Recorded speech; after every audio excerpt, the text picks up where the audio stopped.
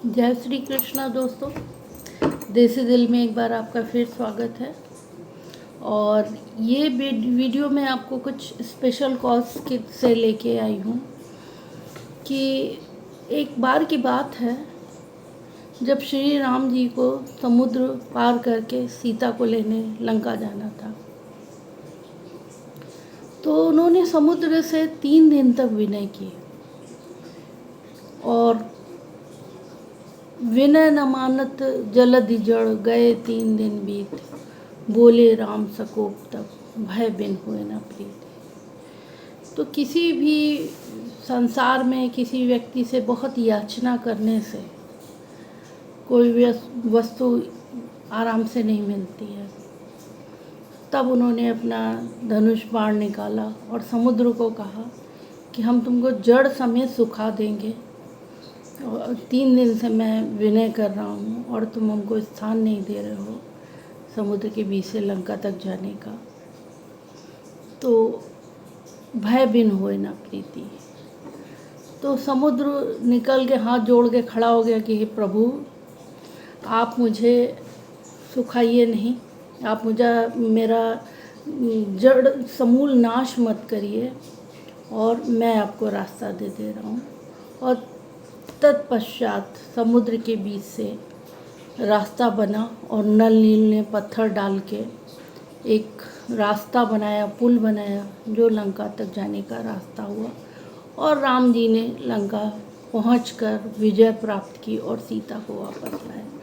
तो कहने का तात्पर्य ये है कि अगर आप बहुत शालीन हैं, बहुत याचक हैं, बहुत अच्छी बात है, बट अगर दुनिया से हमेशा याचना करते रहिए तो कभी कभी बात नहीं बनती है। कभी कभी आपको थोड़ा स्ट्रिक्ट होना पड़ता है, कठोर होना पड़ता है, और तब जाके आपकी बात, आपका स्नेह लोगों की नज़र में तब आता है जब आप अपना थोड़ा सा रोषपूर्ण बिहेवियर कभी कभी दिखाते हैं, तब आपकी बात नोटिस की जाती है। क्योंकि कलयुग है, कलयुग। और जब ये बात उस समय चरितार्थ थी जबकि सतयुग था, राम जी का युग था, फिर द्वापर आया, कृष्ण जी का युग, और त्रेता, और अब कलयुग चल रहा है। तो कहने का तात्पर्य यह है कि हमेशा आपके बहुत शालीन होने से ही बात नहीं बनती है। आपको अपनी बात को स्ट्रांगली रखना होता है और अपने तरीके से रखना होता है। आपकी बात कभी कभी तब सुनी जाती है। आप कितना भी सही बोल रहे हो, अपनी जगह पर सही हो, सत्य बोल रहे हो, पर अगर आप बहुत याचक हैं, बहुत रिक्वेस्ट से बहुत सीधे हैं, तो आपकी बात नोटिस नहीं की जाती है। लोग पता नहीं क्यों ऐसा दुनिया का चलन है कि आपको बेवकूफ़ समझते हैं। तो ये चीज़ है। इस टॉपिक पर मैंने सोचा था कि अपने दर्शकों से, अपने दोस्तों से एक बार इस विषय पर चर्चा ज़रूर होगी। आप ही तो मेरे सबसे मजबूत बंधन वाले दोस्त हैं, और हमेशा मैं आपसे अपने जो भी विचार मन में आते हैं वो आपसे शेयर करती हूँ, और तब मुझे संतुष्टि होती है। दोस्तों, इधर 2-3 साल वीडियो डालने में थोड़ा सा गैप हुआ। मेरी कुछ पर्सनल चीज़ें थीं जिसकी वजह से मैं वीडियो नहीं डाल सकी। उसके लिए मैं आपसे बहुत क्षमा प्रार्थी हूँ। अगर आपको मेरा वीडियो बहुत पसंद आता है तो प्लीज़ लाइक करें, शेयर करें, सब्सक्राइब करें।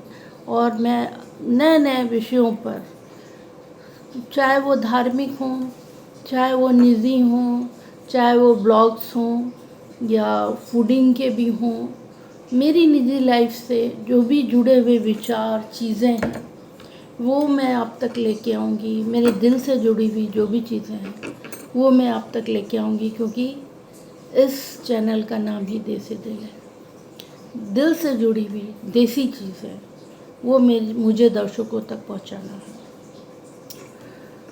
धर्म का रास्ता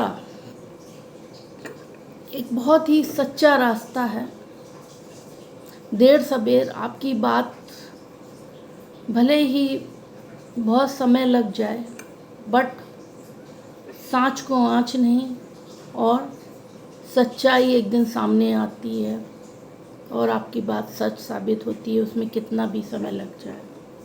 तो उससे कभी परेशान मत होइए कि आप सही रास्ते पर हैं, आप सच के रास्ते पर हैं, फिर भी आपको बहुत सारी समस्याएं फेस करनी पड़ रही हैं।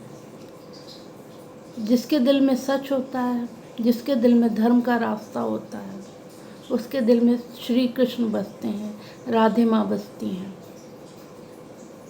और इसके पहले तो मैं वृंदावन वास कर रही थी काफ़ी समय तक। अभी मैं उधर से दूसरी जगह पर आ गई हूँ, बट मेरा मन तो वृंदावन में ही रमता है और राधे जी के चरणों में ही मेरा मन वास करता है। वृंदावन भूमि एक ऐसी भूमि है जहाँ पर पहुँचकर और रहकर ही आप समझ पाइएगा कि वृंदावन में क्यों वृंदावन है, क्या भावना है। जब आप वहाँ वास करते हैं तो एक अलौकिक शक्तियाँ हैं चारों तरफ कृष्ण भगवान की उस रज में, वो स्वयं आपको थोड़े समय बाद अनुभव हो जाएंगी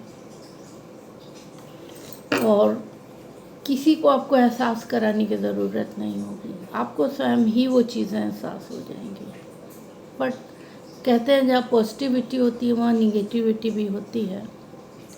तो कुछ लोग, कुछ चीज़ें ऐसी भी होती हैं जो कि उनसे भी बच के आपको संभल के चलना होता है। श्री कृष्ण ने भी ऐसा रास्ता हमको दिखाया है कि कर्म करिए, स्वेच्छा से आप कर्म करिए और आप सत्य और न्याय के मार्ग पर चलिए और जीत आपकी स्वयं होगी। आप सच के रास्ते पर चलिए, कर्म करिए फल की इच्छा के बगैर। फल तो अच्छा होगा ही, अगर कर्म आपके अच्छे हैं तो फल तो निश्चित ही अच्छा होगा। बट जब आप एक कर्म के, सत्य कर्म के रास्ते पर अडिग होकर चलते हैं और हमेशा दूसरों के लिए न्यायपूर्ण होते हैं, गलत चीज़ों का साथ नहीं देते हैं, तो धर्म धारायते प्रजा, धर्म अपने आप में ही बहुत ही स्ट्रॉन्ग चीज़ है। आप धर्म का साथ दीजिए, आप सही चीज़ों को करिए, आप किसी के साथ में गलत अनफेयर नहीं करिए, भगवान स्वयं आपके साथ होंगे। यही भगवान है, वो प्रत्यक्ष दिखें या अप्रत्यक्ष हों, भगवान तो है। ये तो खुद महसूस करने की बात है। और जब आप इन सब चीज़ों में अडिग होकर रहते हैं, चलते हैं, तो आपको खुद एहसास हो जाता है कि सत्य और न्याय के पथ पे चल के जो शक्ति आपको अंदर से मिलती है, वो शक्ति किसी चीज़ से आपको नहीं मिल सकती। तो आज भी कितना भी कलयुग की शुरुआत हो गई है, परंतु ये चीज़ें आज भी अटल हैं। निश्चित है, कटु सत्य है कि सच सच है, सत्य सत्य है, सही चीज़ है और असत्य, गलत चीज़ें नेगेटिविटी लाती हैं।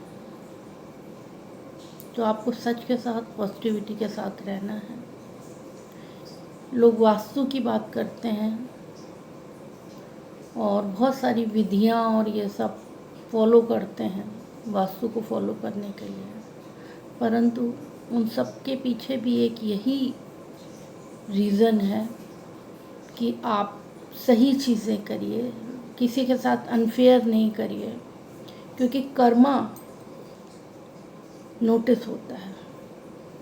ईश्वर का जो रजिस्टर है उसमें आपके पल पल की, घड़ी घड़ी की, क्षण क्षण की चीज़ें नोटिस होती हैं ऑटोमेटिकली। अब ये उसका सिस्टम है। यही स्वर्ग है, यही नरक है। और अगर आप कष्ट पा रहे हैं, हो सकता है पिछले जन्म के कर्म आपके कुछ गलत किया हो आपने, इस वजह से। इसलिए कहा जाता है कि अच्छे कर्म करिए, कर्मा आपको ज़रूर सामने आता है एक ना एक दिन।